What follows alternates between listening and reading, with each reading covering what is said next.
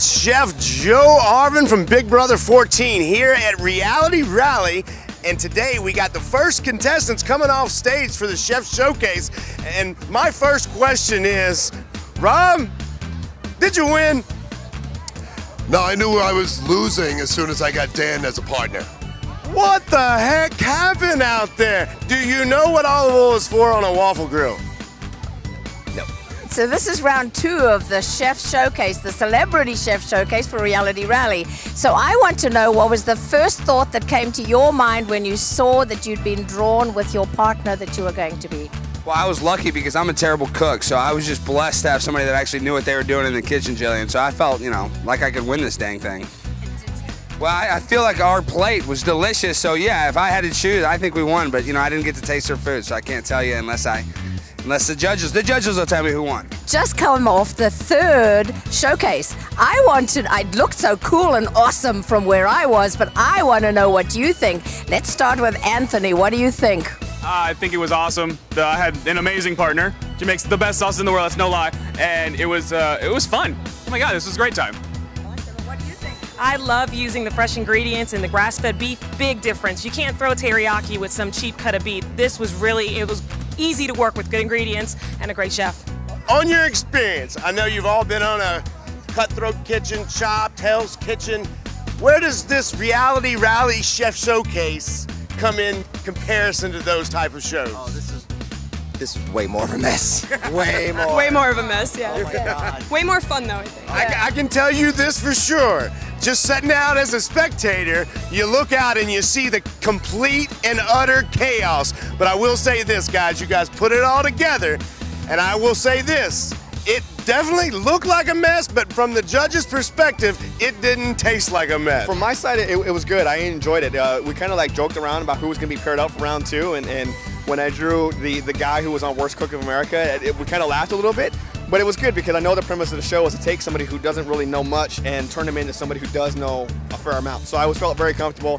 Alex came in there and he's like, look, I'm just going to support you. You let me know what we got and we'll just move forward with it. So it was very cool in that sense. You do know that the reason we don't have any open flame in there is because of you. Absolutely. Biggest fire in Food Network history. They had to call the fire department. I swear, it's no joke. They caught a boom microphone on fire because the grease went so high. I still get emails about it all day from production, but yeah, I caused the worst fire in Food Network. That's why we don't have open flame in there. It's all because of you. So you guys were paired up. Yes. So how was that for you?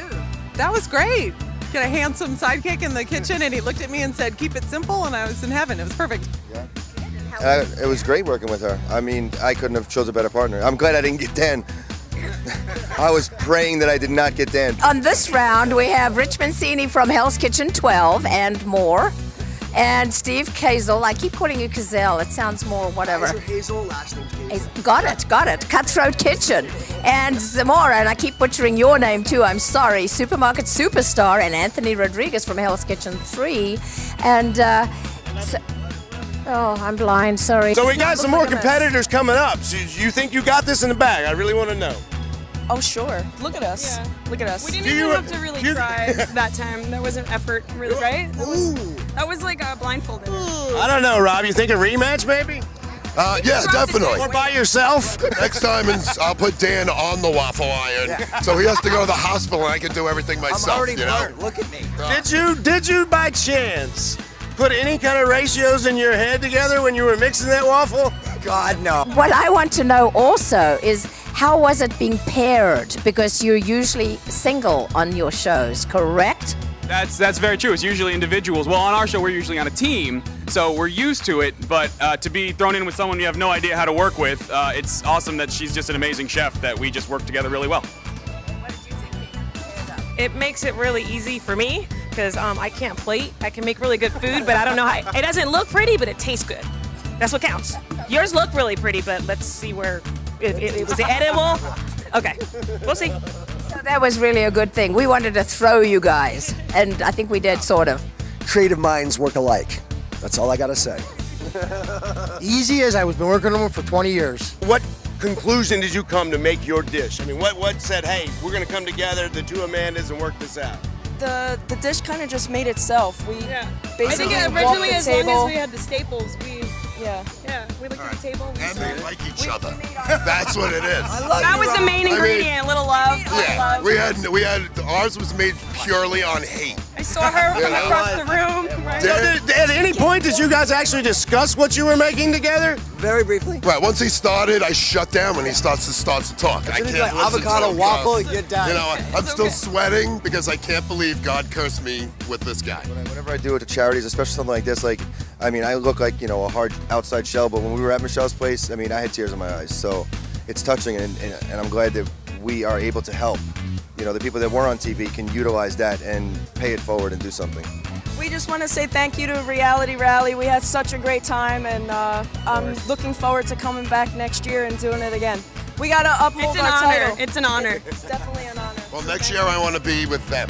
So I have to also say that you and I were talking last night, right? Oh, yeah, we're gonna and you talk. had another I had another brilliant idea. But I'm whispering because our production team is always telling me to stop thinking. So I haven't told them a thing yet. Okay. But I will be. It could bring this whole event to another $30,000, $40,000. Ah, it is. I'm leaving it as a cliffhanger. On behalf of Reality Rally and the Chef Showcase, guys, we want to thank you. You did an awesome job. We're going to keep growing this thing and getting it bigger and bigger and hopefully better and better. And we'll be back here to compete again next year. Thank you. Awesome. See you guys